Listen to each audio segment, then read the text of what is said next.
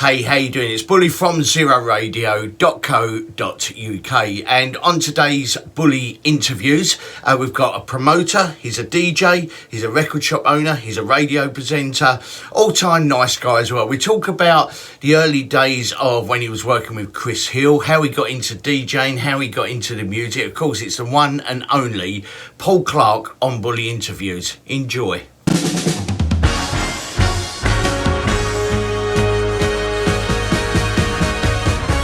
Right, so Paul Clark, welcome to Bully Interviews. First of all, thanks for giving up your time today. We had a few techie problems at the start, didn't we? We did, but we got there in the end. We got there in the end. The technology, it's like two old boys up against technology, and we haven't got a chance, have we? I've lost you. I've lost you. Oh, that's it. You're back now. You're back now. Now you see me, now you don't. Excellent. Am I here? Am I here? Yeah, you're there. Oh, we're back now. See, I told you. Two old men on the so party. not only a DJ, not only a promoter, radio presenter, music record shop owner as well. How? Tell me, Mr. Clark, how do you fit in all the time to do all this stuff that's going on? I don't know. I've got 48 hours in a day, I think. I think that's how I do it. Is that how you've always worked? Yeah, I mean, I've always done two jobs. Before I was a hairdresser, and then I went out in the night time working in nightclubs. So I do like to sleep, but it's when I get to sleep that is the problem. So you know, and when I sleep. I don't sort of have dreams or things like that. So it's basically I sleep. So yeah. So it's good to be like that. Now we've got this current situation going on. Before we talk about Paul Clark and your work and what you do, how has that affected you? Quite a bit. Obviously, having, I mean, the main part of my game is playing music to people and getting a reaction. Yeah. Obviously, I don't get that. I do from the cat and the dog at home, but that's about it. But these virtual things like the liquid spirits and the bits and pieces like that have kept us all going, really. And some people out there don't like it. A lot of people do like it, and you can imagine being a single person on your own, you've got no in touch with the world at all, have you? So you're meeting up with loads of people, you're going into chat rooms, talking to people, and the music brings everybody together.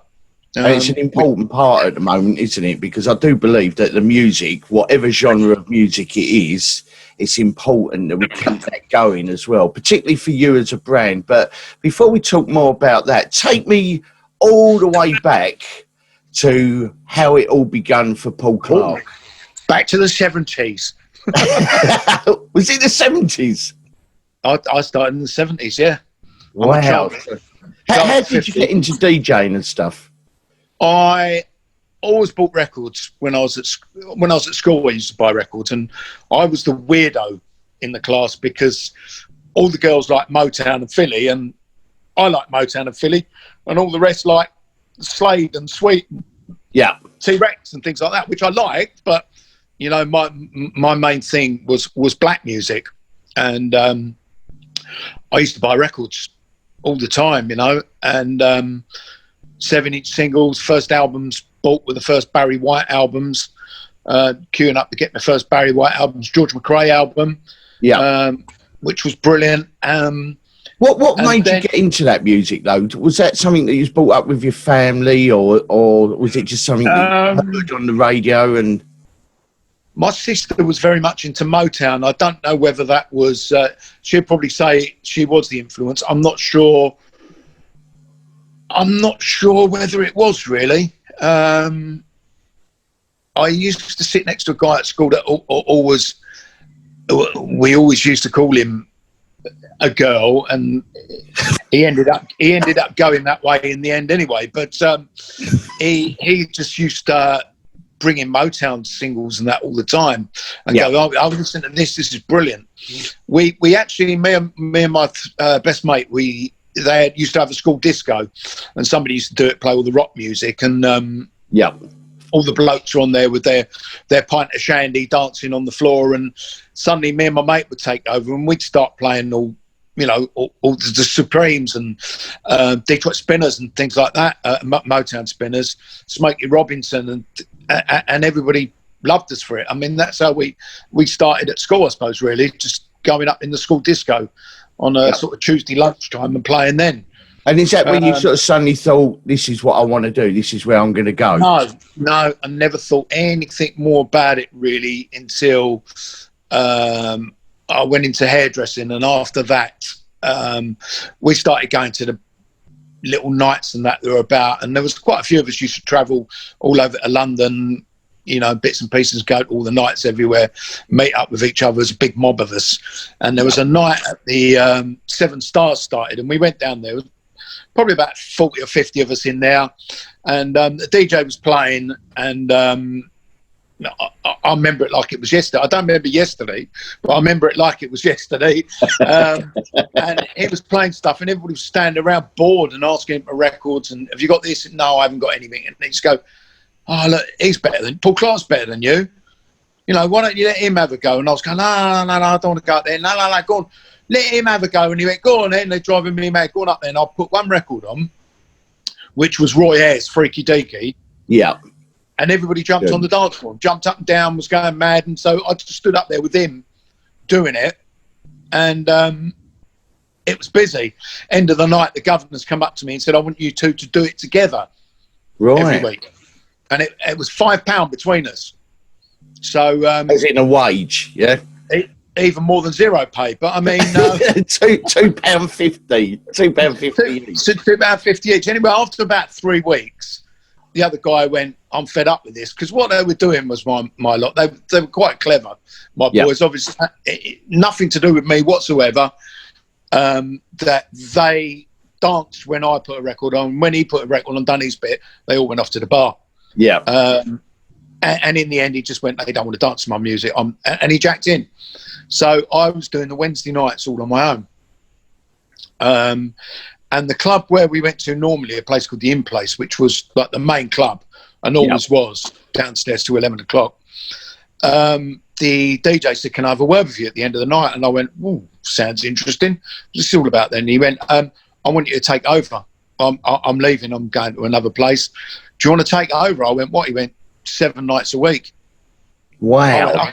I can't do 7 nights a week. And he went, well, just get somebody in with you. So I got another guy in with me. I refused to do Saturdays because that was my night out. Yeah. And $7.50 a night. So, you know, that was it. Bring on the 4 Capri. So, and the rest is history. So you moved on. And the rest is history. Yeah, I mean, that was my start, and I loved it. But the governor down there, he refused to let you bring your own records. He said, I pay for the records. The records are part of the club. Right. So I went, well, I buy my own stuff anyway. I buy all my own records. He went, no. I go in there. You choose what you want, and I pay for it. But they're the club's records, because if you leave, we haven't got a DJ. So he said, so the records belong to the records belong to the club. That's how they used to do it back in the day as well, wasn't it? Yeah.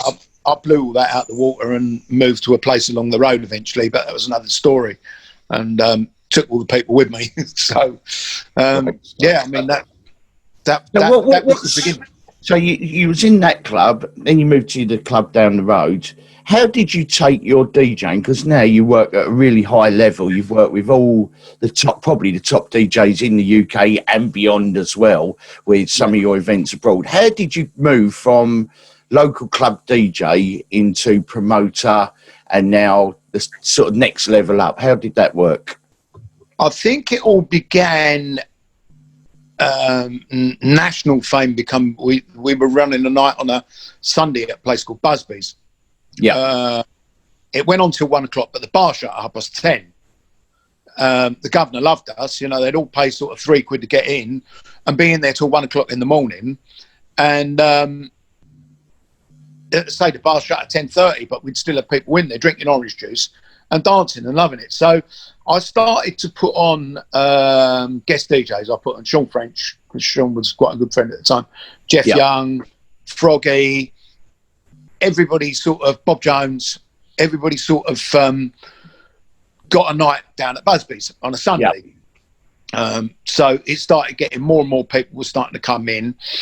I sort of got to know Chris Hill a little bit, and he was doing a free tour around the UK, giving it back tour. I spoke to him and I said, do you fancy doing Busby's? He went, I'd love to. So he brought it down to Busby's. We used to get 150 people on a Sunday night in there. He put the free tour on there, which means everybody gets in for nothing. 700 people there on a Sunday night. Wow. That doesn't happen anymore, does it? No. It just absolutely incredible night. And from then we started regularly putting Chris on once every 2 months and things like that. And I'm trying to think whether I was going to the all-dayers, and I was mixing with the people like Jeff back in them days, Froggy, Chris Brown, another one, mixing with those people. And they asked me to go up. They moved the Goldmine to Sheffield Park. Yeah. In near Uckfield, which was Chris Hill's new residency. And his wife at the time, Carol, she phoned me up and said, I want to have a meeting. I went, all right. So I went up to their house. Chris wasn't there. Went up to their house, and she said, Chris wants you to be support DJ on a Sunday night. So I went, thought about it. They offered me money, which wasn't very good because I was obviously taking half the door at Busby's on a Sunday. Yeah. And she said to me, that's what you're getting paid.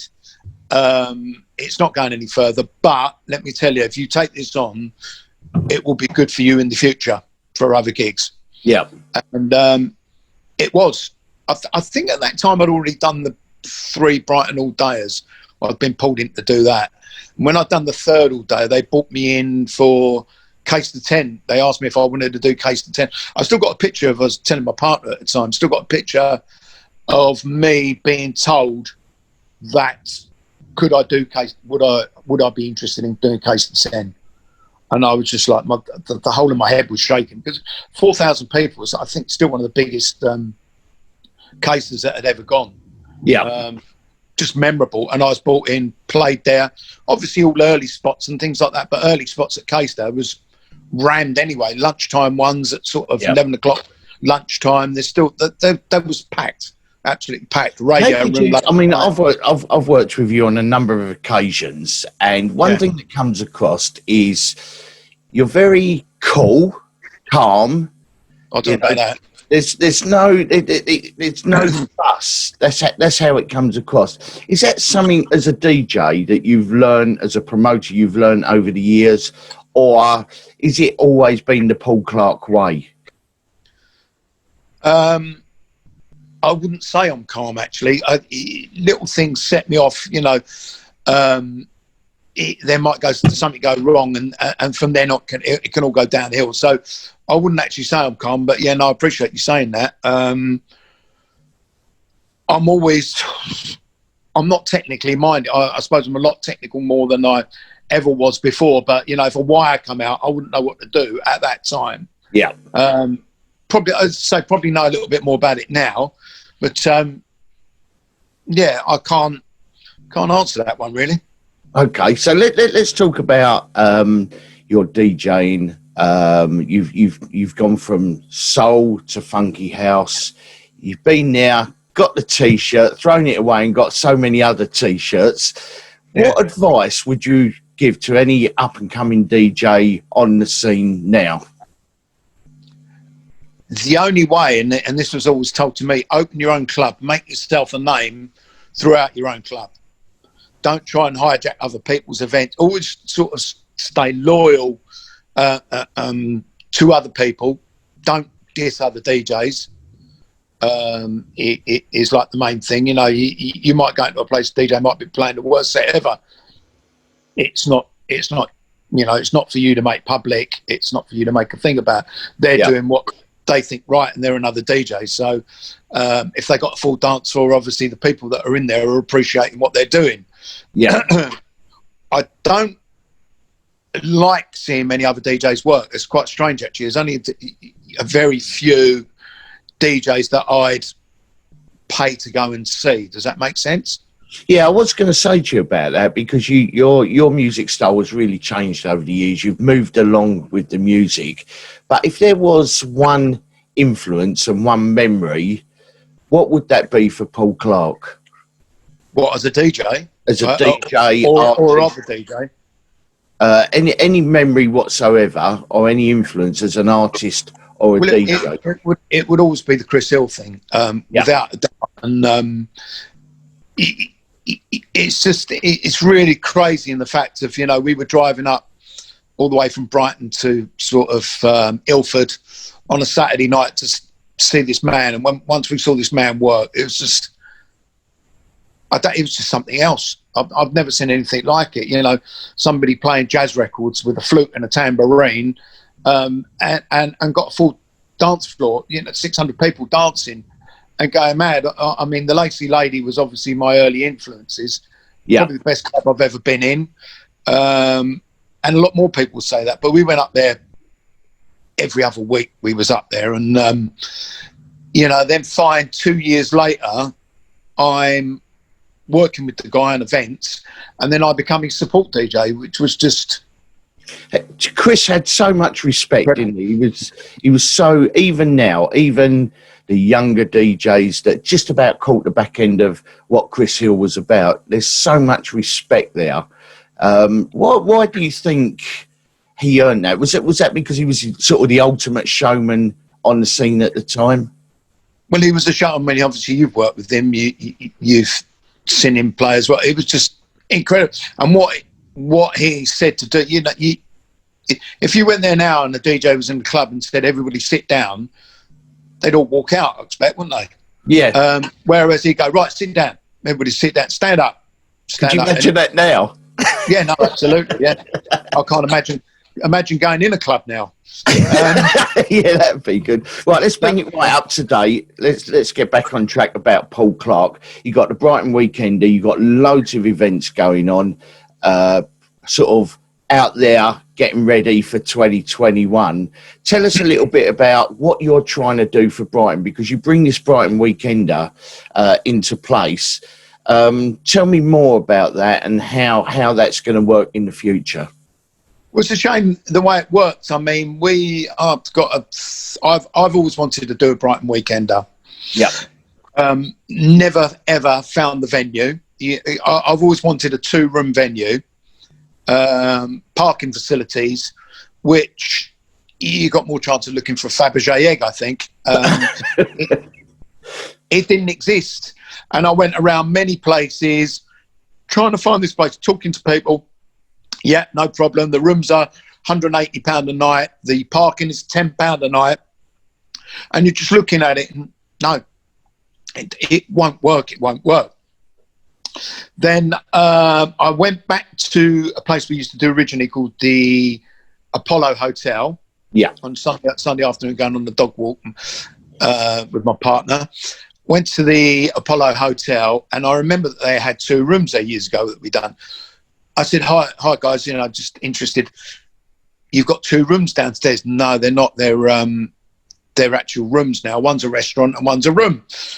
And I told them what I was looking for, and they went, try our other place, the Preston Park Hotel. So I went, okay. So I made an appointment, went out and saw the guy, showed me around. I went, I'm interested. And he went, how would it work? And I told him, he went, I can only let 170 people in. Can we have the hotel exclusively? No, you can't. Alarm bells were ringing. So I sacked the idea. I just left it alone. About 6 months later, I got a phone call. Hi, Paul. Hope you're okay. Can we sit down? I've had a thought about this. I'm interested. Yeah. Can we have another meeting? So I went down, had the meeting. He suddenly upped the capacity to about 320. I showed him what we do, what Bob does down at Bournemouth and that, and Bob Masters, yeah. Bob Masters, yeah. I showed him what we do down there. I think he phoned a couple of the hotels that we used. There was that one and another one somewhere else we was using for weekends or something. And he went, I'm interested. And I said, I do need the hotel exclusively. He went, okay, I can open it up and give you They've only got 45 rooms down there. He said, I can open it up and give you a month's exclusivity. Yeah. I went, okay, I'll give it a go. I'll give it a go. Sold the hotel out in a week. Wow. Right. People weren't buying tickets to the event. What do you, musically, because I know there's a sort of different various styles of music through the whole weekend. What do you offer musically for the Brighton Weekender? Well, the main room was like a club room, so that can be hip hop, house, and then there was a back room which became very popular, which played a bit of everything: jazz, soul, anything you want.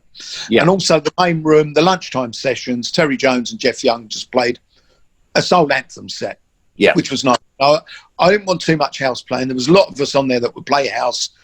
I didn't want it too housey. I didn't want it too thumping. And I think the whole combination, little bits needed twisting here and there, but the whole combination of it was great. We got 280 people in. Everybody walked away from there, had a good time, all set for the next one. And the next one started booking straight away with new people. Yeah. Then obviously COVID kicked in. And then we come up to 2021. We're running out of time, slowly but sure. I could talk forever to you, Paul. Forever. Yeah. Right, so we're going to do part 2, I think. And we'll go back through the 80s and 90s there. So what have you got in store for 2021? Just briefly, what have you got coming up? Have you got plenty of bookings? You got some gigs going on? There's loads of things. As I say, all the liquid spirits have got to be rearranged, so they'll be out there. Amsterdam, Greece, Corfu, Kavos, no doubt Ibiza somewhere along the line. Weekenders, Great Yarmouth Soul Weekender, going back to Yarmouth, probably 20 years after the last, was it? I'm trying to think what Case of 10 was. Well, probably about 20 years after I was last there before. So that's going to be something special for you, isn't it? Yeah, I'm quite looking forward to it. I love Yarmouth. So if we do want to find out more about all your events and what's going on and what you do, what's the best way to find out more about Paul? Well, obviously all the ticketing goes via the Music Meltdown site. Not that that's busy at the moment because, you know, and I get it, people aren't buying tickets for events because they don't know where they're going. Back. I've got 2 or 3 COVID events. I've got one down here in the Shorts Bar, which we started doing, which was good. 75 people, all sitting down. No chance of clearing the dance floor. And then I've got Boysdale, Liquid Spirit Supper Lunch at Boysdale, which is sold out again. Brilliant. And up at Canary Wharf. Yeah. Up at Canary Wharf, yeah. And then the Players Lounge up in your area. In, Essex, good old Essex. So, brilliant. Paul, it's always a pleasure to have a chat with you. We've got over the technical problems in the end, which is good. I'm going to obviously wish you all the best for 2021. We're going to keep on talking. We're going to do part 2 of this as well, because I'm interested about the 80s and 90s, as I mentioned. I'm going to wish you all the success. Keep doing what you're doing, because you're out there, and we need people on the scene doing what you do. So thank you very much for talking to us today. Yeah, thank you very much. Where's your shirts? You got no flowery, Larry shirts on? No, believe it or not, I don't wear them in bed. yeah, that's a fair point. Only by request. So, Paul, cheers. Thanks a lot for that, fella. Yeah, thanks very much, Bully. Take care, mate. Cheers. Bye.